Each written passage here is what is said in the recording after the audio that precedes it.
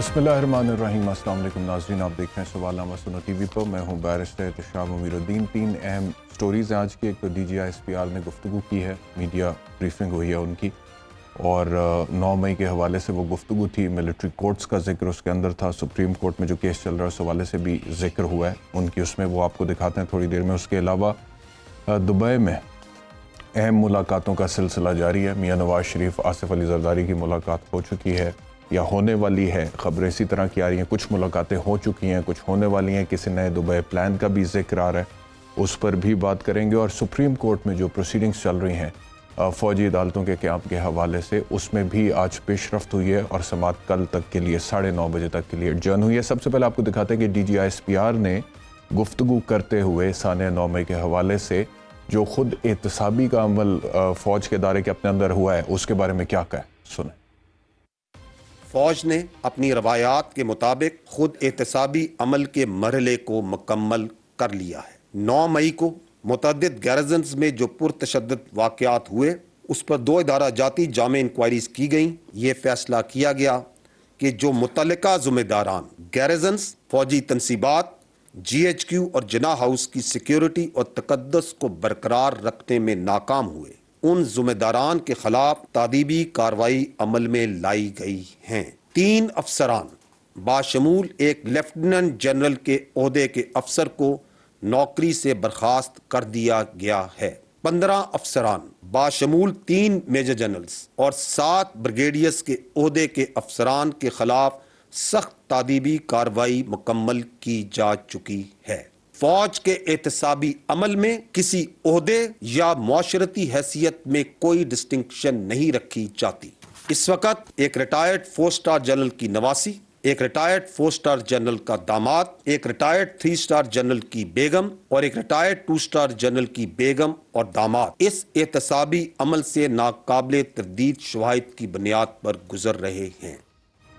तो ये DGI-SPR कह रहे थे और तफसीलात आपने सुनी। उन्होंने कहा कि खुद एहतसाबी का अमल फ़ौज के अपने अंदर हो चुका है और उसकी कुछ तफसीलात उन्होंने बताई गो कि नाम तो अभी सामने नहीं आए हैं, लेकिन जो तफसीलात उन्होंने बताई हैं वो हमने आपको सुनवा दी हैं।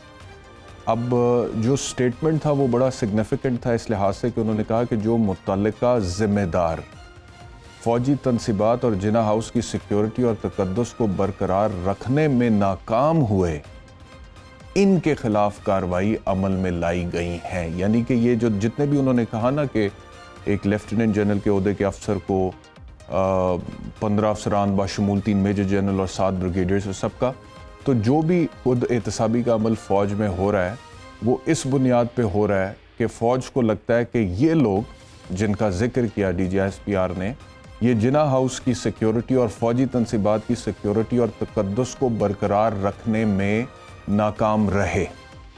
तो ये रीडिंग है इंस्टीट्यूशन की जिसको रिप्रेजेंट किया है आज DGI-SPR ने और जो कि मैंने आपको सुनवाई है। दूसरी तरफ सुप्रीम कोर्ट ऑफ पाकिस्तान में जो केस चल रहा है उसमें आज एक बार फिर से बेंच टूट गया है, और वो टूटा इस तरह से है कि पहले तो 9 रुकनी बेंच था, फिर जस्टिस काजी फ़ाइज़ ईसा और तारिक मसूद उससे अलग हुए, ये कह के जस्टिस काजी फ़ाइज़ ईसा कि मैं इस बेंच को बेंच तस्लीम नहीं करता जब तक supreme court practice and procedure bill का फ़ैसला नहीं हो जाता। उसके बाद 7 रुकनी हो गया। जब 7 रुकनी बेंच ने अपनी प्रोसीडिंग्स का आगाज़ किया तो उस लम्हे जस्टिस मंसूर अली शाह साहब के रिमार्क्स हैं, और हमने इसी प्रोग्राम में डिस्कस भी किए हैं, जिसमें उन्होंने कहा कि किसी को अगर इस बेंच की तश्कील पर कोई एतराज़ है तो अभी बता दे। तो उस टाइम पे किसी ने कोई एतराज़ नहीं उठाया बाशमूल अटॉर्नी जनरल ऑफ पाकिस्तान के, लेकिन अटॉर्नी जनरल ऑफ पाकिस्तान ने ही आज जस्टिस मंसूर अली शाह पे ये एतराज़ उठाया इस बुनियाद पे कि उन्होंने कहा कि one of the petitioners is relative of justice Mansoor Ali Shah. एक जो दरख्वास्त गुजार हैं, इनमें से जितनी भी दरख्वास्तें सुप्रीम कोर्ट ऑफ पाकिस्तान के सामने हैं, उनमें से एक दरख्वास्त गुजार जो है वो जस्टिस मंसूर अली शाह के रिश्तेदार हैं।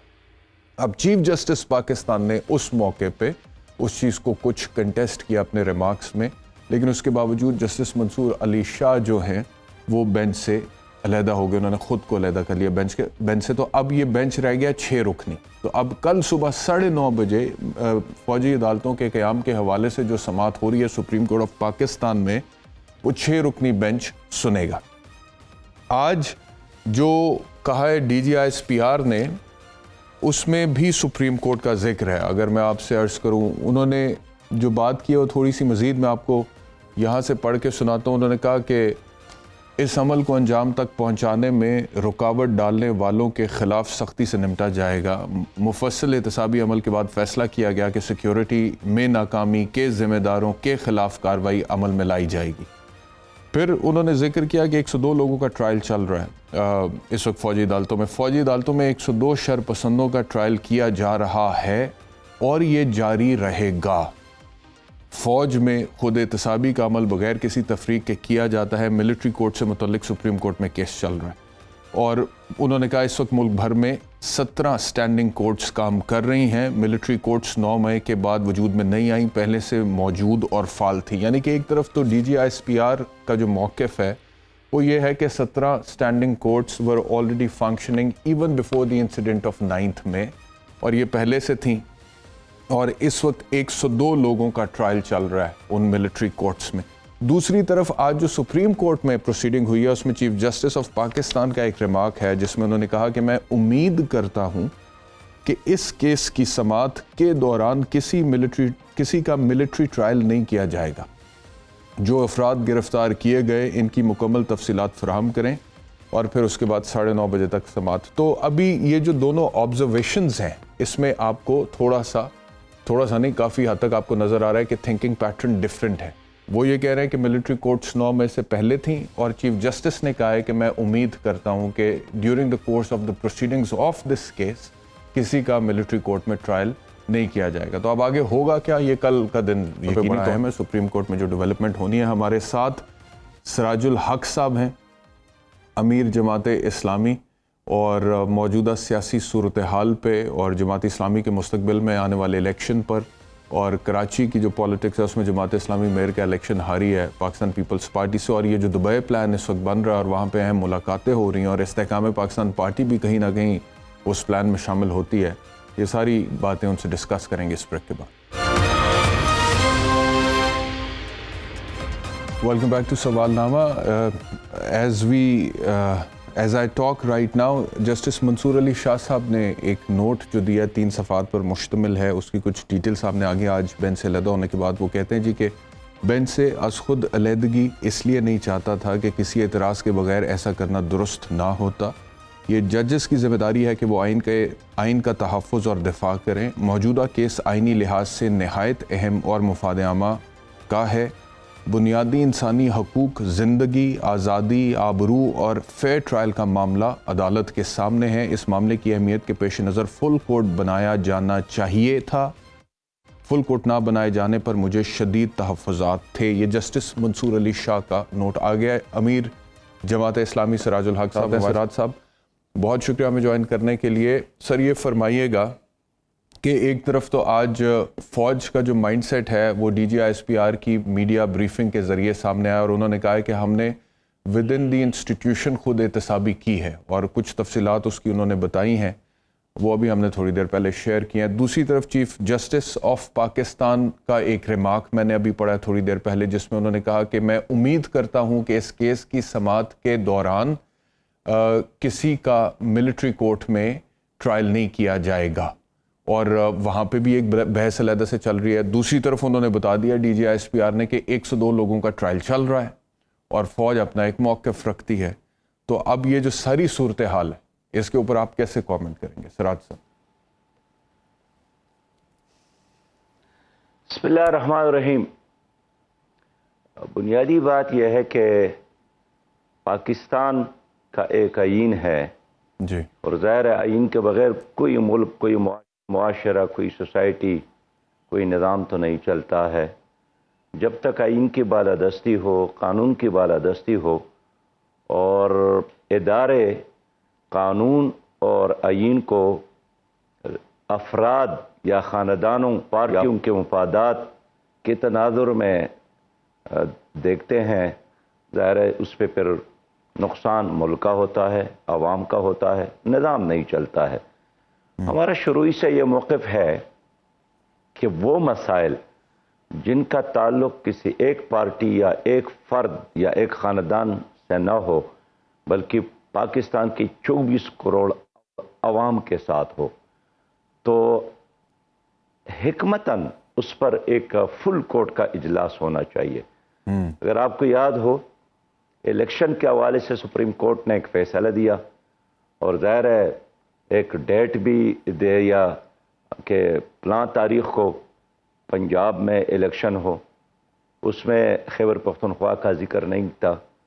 اس وقت بھی ہمارا یہ موقف تھا کہ اتنا بڑا بوجھ اپنے کندھوں پر اٹھانے کی بجائے مناسب یہی ہے کہ فل کورٹ کا اجلاس ہو. اس لیے کہ ججز تو تقسیم ہو گئے ہیں, لوگ ان کے چہروں کو جانتے ہیں.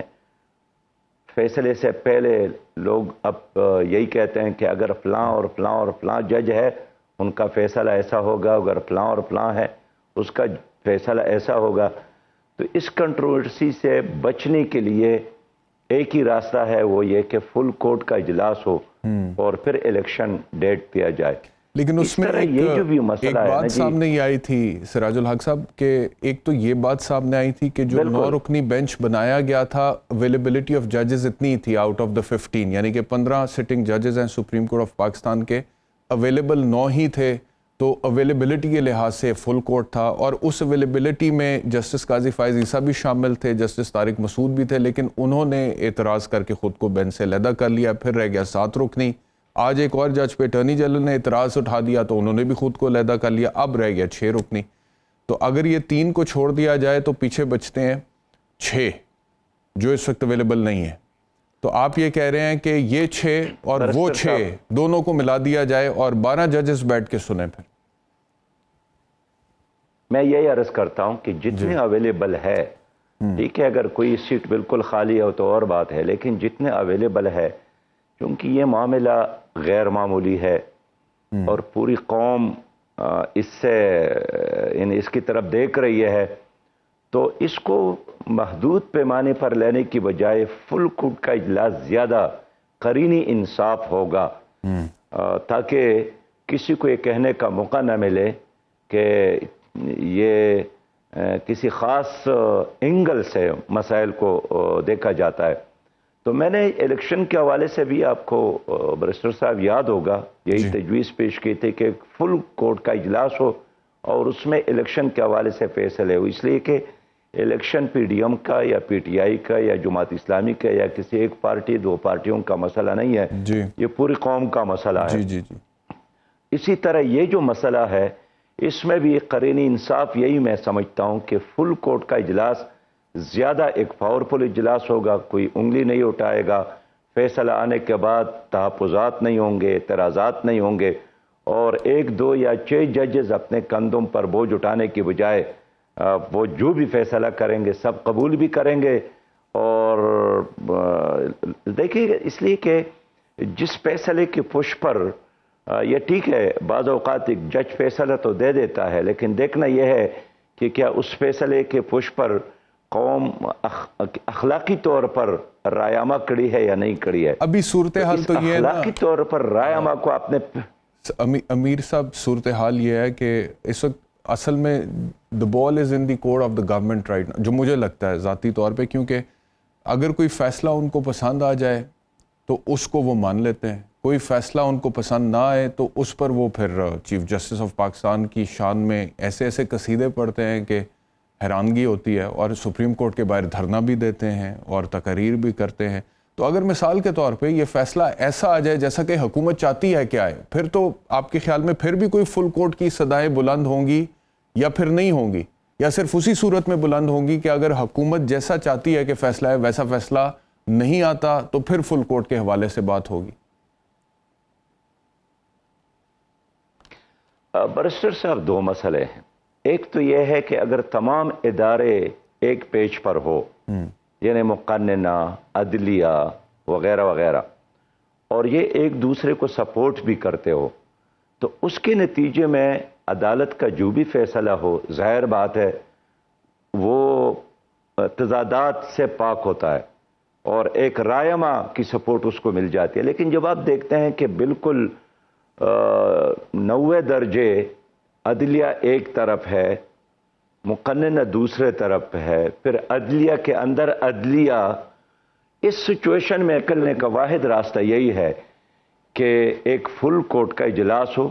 یہ سول اور ملٹری کورٹ کے علاوہ بھی تمام ایسی ایشوز جس کا تعلق پوری قوم کے ساتھ ہو تو میرے خیال میں ایک درست سمت یہی ہے.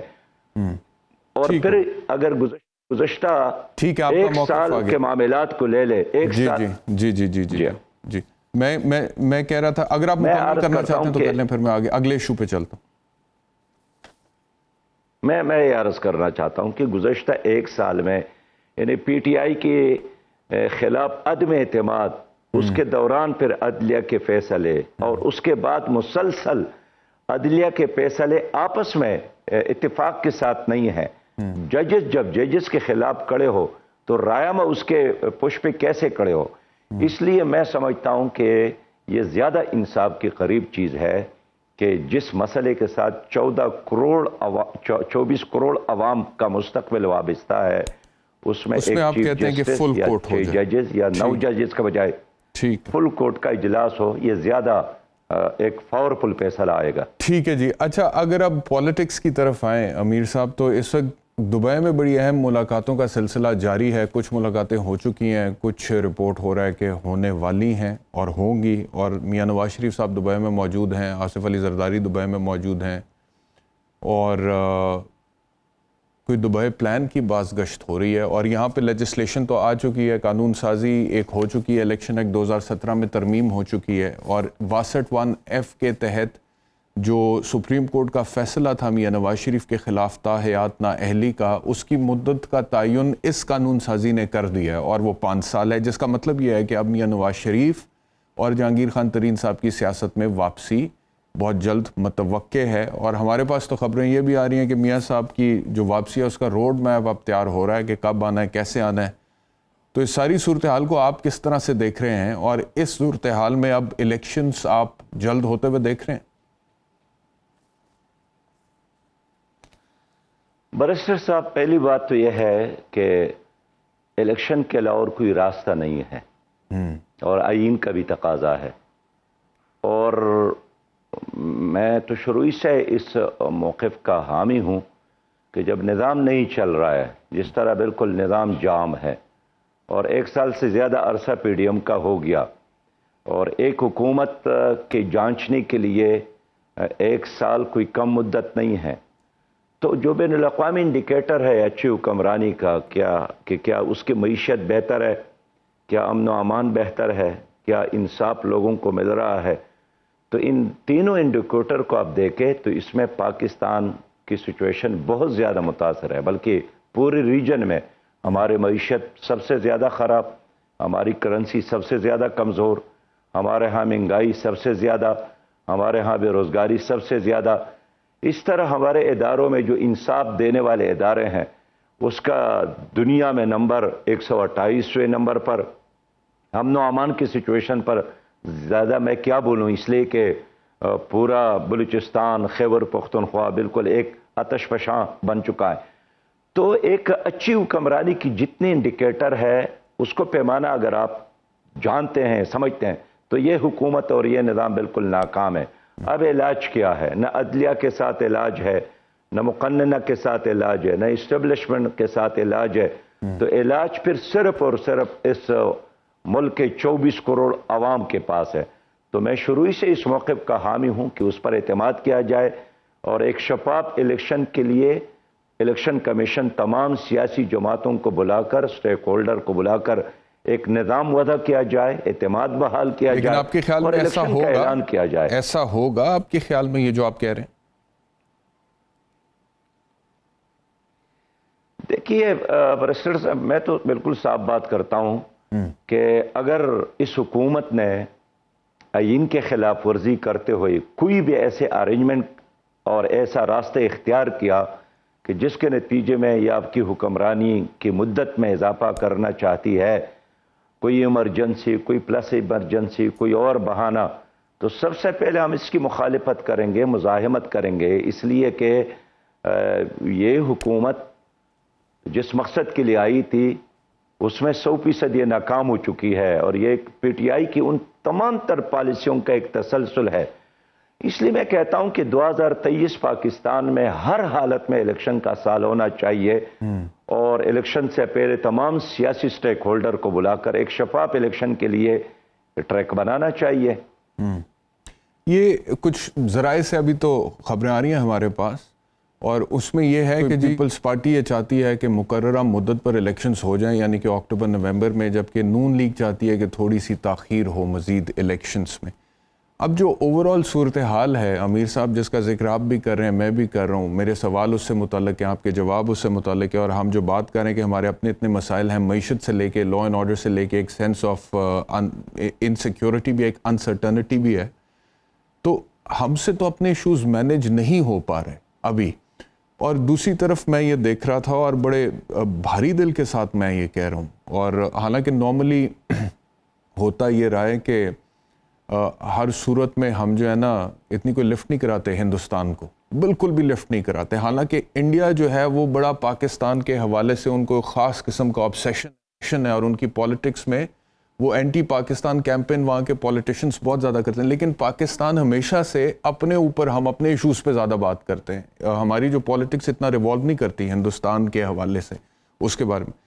لیکن میں یہ دیکھ رہا تھا کہ وہاں پہ جس طرح سے ان کا جو پرائم منسٹر ہے مودی، اس کو انہوں نے بلایا ہے، اور اس کو جو ریڈ کارپٹ دیا، اور جتنا پروٹوکول دیا، اور جتنے اگریمنٹس بلینز آف ڈالرز کے وہ وہاں پہ سائن کر رہا ہے، اور پھر جس طرح سے پاکستان کو ہٹ کرنے کی کوشش اس نے کی ہے، تو ہمارا اپنے ایشوز میں سے باہر نکلنا بہت ضروری ہے۔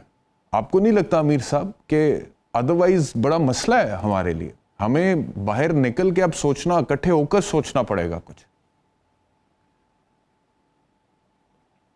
برسٹر صاحب، میں ایمان کے حد تک اس چیز پر یکسو ہوں کہ ہمارے لیے انڈیا خطرہ نہیں بن سکتا ہے۔ انڈیا ہمارا دشمن ہے، بالکل کلیئر ہے۔ ہمارے لیے اصل جو خطرہ بن سکتا ہے وہ اندرونی تضادات ہے، اپنے اندرونی فسادات ہے، اندرونی اختلافات ہے۔ اور مسئلہ یہی ہے کہ جس آئین کو ہم نے قبول کیا ہے، جس کی بنیاد پر ملک اس وقت چل رہا ہے، اگر آپ نے اس کو صحیح اسپرٹ کے ساتھ نافذ کیا، کوئی آپ کو نقصان نہیں پہنچا سکتا۔ آپ دیکھیں، آپ معیشت کا رونا رو رہے ہیں، اور ہمیں خطرہ ہے کہ شاید امریکہ کے پریشر یا ان کی سازش کے نتیجے میں IMF ہمارے ساتھ معاملات طے نہیں کر رہا ہے جس طرح ہم دیکھ رہے ہیں۔ حال یہ ہے کہ وزیر اعظم صاحب نے ہر طریقے سے ان کو شیورٹی دی کہ آپ چاہے تو ہم الٹا، چاہے تو 2 پاؤں، چاہے تو 1 پاؤں پر کھڑے ہوں، یعنی ہر طریقے سے انہوں نے ان کی تابعداری کی، پھر بھی IMF ان پر اعتماد نہیں کر رہا ہے۔ اس کے متبادل راستے تو موجود ہے۔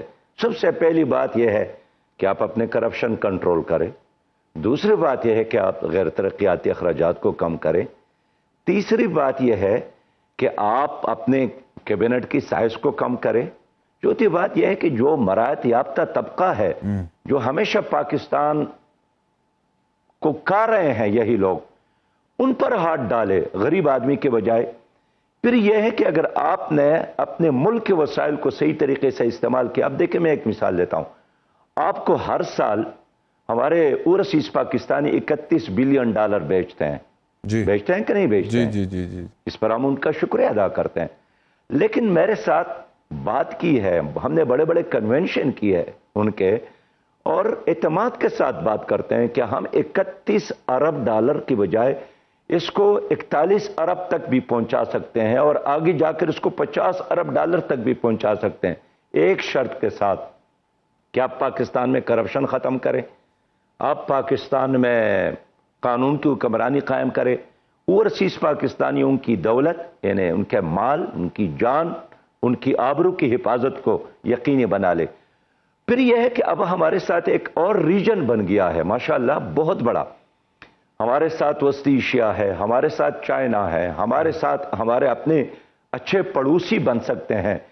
اس لیے 22 بار ہم نے ان کے ساتھ معاملات طے کیے برسٹر صاحب، IMF 22 بار پروگرام لینے کے باوجود بھی نہ ہماری بھوک میں کمی آئی، نہ ہماری مہنگائی میں کمی آئی، ہر بار قرض لینے کے بعد ایک اور قرض کے پہاڑ اس کے ہم انتظار میں ہوتے ہیں۔ اس لیے اس سے نہیں ڈرنا، امریکہ اور مودی جو کچھ بھی کہتا ہے اس سے ڈرنا نہیں چاہیے.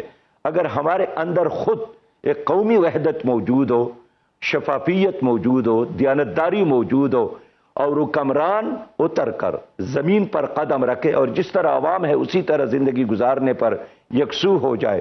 یہ نہیں ہو سکتا ہے کہ آپ کا کاروبار باہر ہوگا، آپ یہاں جمع کریں گے اور لوٹ کر باہر منتقل کریں گے، آپ کا نام پاناما لیکس میں ہوگا، آپ کا نام پنڈورا باکس میں ہوگا، آپ سٹیل مل اور پی آئی اے اور ریلوے کو ہڑپ کرتے ہوں گے، پھر آپ کہتے ہیں کہ اب میرے ساتھ کوئی راستہ نہیں ہے، میں نے موٹر وے کو بیچنا ہے، میں نے ریلوے کو بیچنا ہے، میں نے ایئرپورٹس کو بیچنا ہے.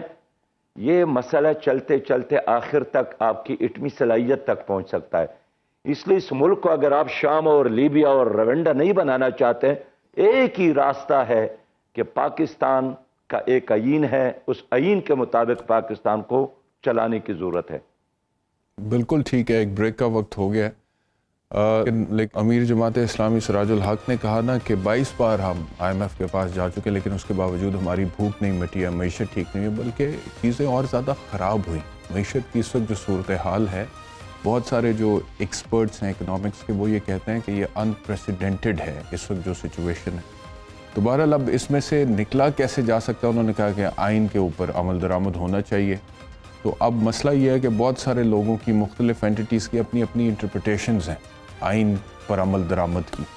تو کیسے وہ ہو سکتا ہے؟ کیسے ان جو آپسی اختلافات ہیں اندرونی اس کو ختم کیا جا سکتا ہے تاکہ ملک میں کوئی بہتری آ سکے یا ترقی کی طرف ہم بڑھ سکے؟ بریک کے بعد اس پہ بات.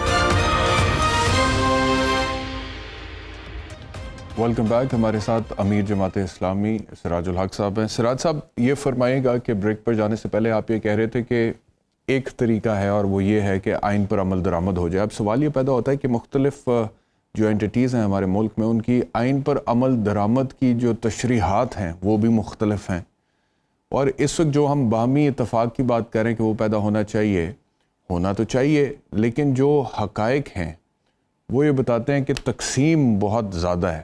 اور جیسے کہ آپ خود ذکر کر رہے تھے کہ with in the supreme court بھی تقسیم نظر آتی ہے اور اس کا اثر بھی پڑ رہا ہے. اسی طرح پالیٹکس میں تقسیم ہے، اسی طرح بیوروکریسی میں تقسیم ہے. تو یہ جو تقسیم ہے اس کو ختم کرنا ہے تو آئین پر عمل کرنا ہے، آئین پر عمل کرنا ہے تو اس کی وضاحت سپریم کورٹ سے چاہیے، سپریم کورٹ سے وضاحت چاہیے، لیکن سپریم کورٹ میں بھی تقسیم ہے. خود آپ کہہ چکے کہ فل کورٹ ہونا چاہیے. تو پھر حل ہے کیا حل ہے؟ کیسے عمل درآمد ہوگا؟ دیکھیے برسٹر صاحب، سب سے پہلی بات یہ ہے کہ ملک میں ایک ذمہ دار حکومت ہو. ذمہ دار حکومت کا مطلب یہی ہے کہ یہ حکومت عوام نے منتخب کیا ہے، کسی ارینجمنٹ کے نتیجے میں نہیں آئی ہے. پی ٹی آئی کی حکومت اس لیے نہیں چلی، ان کے بارے میں یہ یقین تھا کہ یہ بھی لایا گیا. پی ڈی ایم کی حکومت اس لیے چل رہی ہے تو ان کے بارے میں لوگ جانتے ہیں کہ اس کو بھی لایا گیا. تو میں پھر یہ کہوں گا کہ اس ملک کے اصل جو وارث ہے وہ عوام ہے. عوام کو موقع دیا جائے، الیکشن ہو. میں نے سینٹ میں بھی یہ تجویز پیش کی کہ اتنے بڑے واقعات ہو جاتے ہیں اور اس پر ہماری قوم کے اندر کوئی ایک رائے نہیں ہوتی ہے. تو بہت سارے ایسے ممالک ہیں جہاں ایک کمیشن پر ٹروتھ بنتا ہے، اس میں ایسے لوگوں کو ڈالا جاتا ہے، اپوزیشن کے بھی حکومت کے بھی، جس پر سب کا اعتماد ہوتا ہے، اور وہ چیزوں کے بارے میں کلیئرنس کر کے لوگوں کو ایک حقائق نامہ دے دیتا ہے کہ یہ ہے اصل حقائق. بے شمار ایسے واقعات ہیں، اس پر ہم ٹائم ضائع نہیں کرتے. لیکن فی الوقت جس طرح آپ خود بھی کہتے ہیں کہ مقننہ تقسیم ہے، سیاستدان تقسیم ہے، بدقسمتی سے عدالتی بھی تقسیم ہے، تو پھر راستہ کیا ہے؟ راستہ اب میں سمجھتا ہوں کہ ایک فیئر الیکشن ہے پاکستان میں، اور الیکشن سے پہلے یہ ارینجمنٹ کرنا ہوگا کہ جو بھی نتائج ہو ہم سب نے اس کو تسلیم کرنا ہے. یہ تبھی ہوتا ہے کہ جب سٹیک ہولڈر متفقہ طور پر ایک لائحہ عمل پر جو آلریڈی آئین میں موجود ہے، الیکشن کمیشن کے قوانین میں موجود ہے، لیکن اس پر عمل نہیں ہوتا. اگر اس پر عمل یقینی ہو جائے اور الیکشن سے یہ اثر ختم ہو جائے کہ یہاں الیکشن کمیشن اثر انداز ہے یا یہاں عدالت اثر انداز ہے، یہاں اسٹیبلشمنٹ اور ادارے اثر انداز ہے.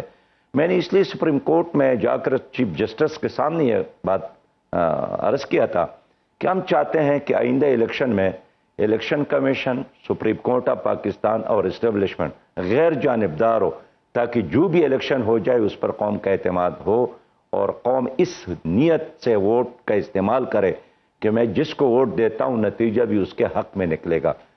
تو میرے پیارے بھائی، اب برسٹر صاحب حالات یقیناً خراب ہے، دگرگوں ہیں، معاشی حالات بھی، امن و امان بھی، باقی ادارے بھی آپس میں دست پگریبان، لیکن اس سے نکلنے کا ایک ہی ونڈو ہے اور اس ونڈو کا نام الیکشن ہے، کوئی اور راستہ نہیں۔ دکھ اس بات کو آتا ہے امیر صاحب کہ آج کے دور میں 21ویں صدی میں 2023 میں ہم بات کر رہے ہیں اور ہم کہتے ہیں کہ یہ جمہوریت ہے، اسلامی جمہوریہ پاکستان ملک کا نام ہے، اور آپ ایک جماعت کو ہیڈ کرتے ہیں اور آپ کی بڑی اہمیت ہے، اور آپ یہ کہہ رہے ہیں کہ فیئر الیکشنز ہو جائیں۔ مطلب کہ کتنا بڑا المیہ ہے کسی بھی جمہوریت کا کہ جس میں یہ یقین نہ ہو کہ الیکشن ہوگا تو فیئر ہوگا، اور پچھلے جو الیکشنز ہوئے ہیں ان الیکشنز کے بھی جو حال ہیں وہ بھی سب کو پتہ ہیں۔ بہرحال الیکشنز جب بھی ہوتے ہیں امیر صاحب، تو کیا جماعت اسلامی کا بھی کسی کے ساتھ کوئی سیٹ ایڈجسٹمنٹ یا اتحاد ہو سکتا ہے؟ کیونکہ ابھی جو پی ڈی ایم کی حکومت ہے تو 12-13 جماعتوں کا اتحاد تھا جو کہ سال سے اوپر اب ہو گیا، لیکن ان کی جو پرفارمنس ہے اس کا تو ذکر آپ کر رہے ہیں، لیکن ابھی جو ملاقاتیں ہو رہی ہیں دبئی میں بھی کچھ معاملات طے پا رہے ہیں، کوئی سیٹ ایڈجسٹمنٹس کے بھی چانسز ہیں، تو جماعت کے بھی کوئی امکانات ہیں کسی کے ساتھ اتحاد ہونے کے یا سیٹ ایڈجسٹمنٹ کے؟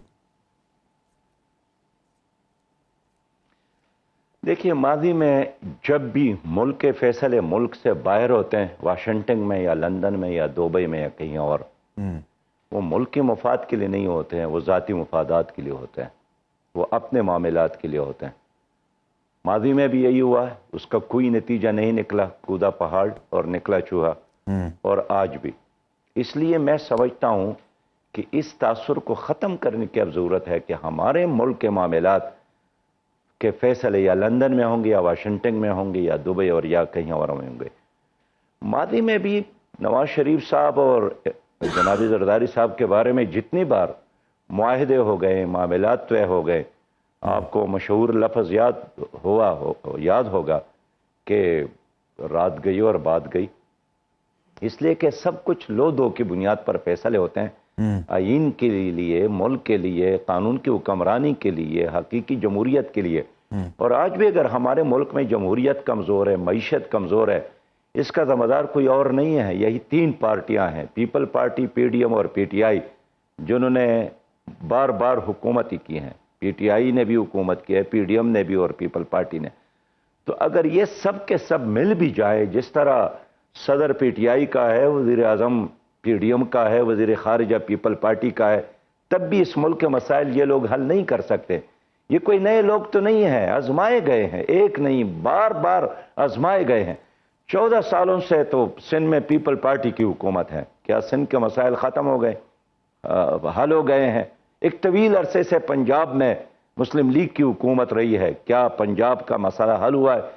اس لیے یہ 3 پارٹیوں کی جو سیاست ہے اس کا نتیجہ غربت، مہنگائی، بے روزگاری، جہالت، بدامنی، تضادات اور قومی انتشار کی صورت میں۔ میں اس لیے چاہتا ہوں کہ قوم کو ایک ایسا موقع مہیا کی جائے، ان کے آپس کی لڑائی بھی جہالت کے خاتمے کے لیے نہیں ہے، مہنگائی کے خاتمے کے لیے نہیں ہے، بے روزگاری کے خاتمے کے لیے نہیں ہے۔ یہ صبح لڑتے بھی ہیں آپس کے لیے، اپنے مفادات کے لیے، شام ایک ہو جاتے ہیں اپنے مفادات کے لیے، کبھی ایک دوسرے کو گھسیٹنے کی بات کرتے ہیں اور کبھی بہن بھائی کی بات کرتے ہیں۔ اس لیے برسٹر صاحب، بنیاد یہی ہے کہ گزشتہ 40-50 سال انہی پارٹیوں نے ہمارے ضائع کیے ہیں اور اسٹیبلشمنٹ نے ہمیشہ ان کو سہارا دیا ہے، یا ان کے گملوں میں پلے ہیں اور بڑے ہیں۔ میں آج بھی یقین کے ساتھ بات کرتا ہوں کہ اگر 1 گھنٹہ کے لیے اس حکومت کے ساتھ بھی اسٹیبلشمنٹ کا سہارا نہ ہو، یہ 1 گھنٹہ بھی نہیں چلتی ہے۔ آپ نے دیکھا 10 اپریل کو کہ چند لمحوں کے لیے اسٹیبلشمنٹ کا سہارا نہیں رہا پی ٹی آئی کو، اور صبح پھر ان کی حکومت نہیں تھی۔ اس لیے مصنوعی آکسیجن پر ان کی سیاست چل رہی ہے، اور میں اس لیے چاہتا ہوں کہ اس مصنوعی آکسیجن کی بجائے ایک پاورفل، مضبوط، مستحکم، بااعتماد حکومت قائم کرنے کے لیے عوام کو موقع دیا جائے۔ پھر کوئی اپنا تشریح نہیں کرے گا آئین کا، یہ اس وقت ہوتا ہے جب کمزور حکومت ہو. اگر ایک ہی ٹانگے کو 13 گھوڑے مختلف سمت میں کھینچ رہے ہو, آپ مجھے بتائیں کہ وہ کہاں پہنچے گا. یعنی آپ کہہ رہے ہیں کہ سیٹ ایڈجسٹمنٹ جماعت کی نہیں ہو سکتی کسی کے ساتھ آنے والے انتخابات میں؟ میں سیٹ ایڈجسٹمنٹ کے بعد ہمارے نے طے کیا ہے, جماعت اسلامی نے طے کیا ہے کہ ان لوگوں نے تو حکومت کی ہے, ان کا چہرہ لوگوں کے سامنے بالکل سامنے آ گیا ہے, بے نقاب ہو گئے ہیں, ایکسپوز ہو گئے ہیں. ہم چاہتے ہیں عوام ہمارا ساتھ دے, ہم متبادل نظام بھی دے سکتے ہیں, ایک خدمت اور دیانتداری کے ساتھ لیڈرشپ بھی دے سکتے ہیں. سب سے پہلے آغاز بیرسٹر صاحب اپنی ذات سے کرنا ہوگا. میں خیبر پختونخوا میں فائنانس منسٹر تھا, میں نے مسائل کا ایک فہرست بنایا اور وسائل کا سر دوسرا, وقت ختم ہو اور گیا. آغاز اپنی ذات سے کیا کہ یہ میری ایک بات سنیں, آغاز اپنی ذات سے کیا تھا کہ 18,000 روپیہ وزیر اعلیٰ کو اور اپنے کیبنٹ کے ممبران کو دینے. بالکل وقت ختم ہو گیا. بہت بہت شکریہ احمد بھائی, آپ کا شکریہ پروگرام دیکھنے کے لیے. اپنا خیال رکھیں. اللہ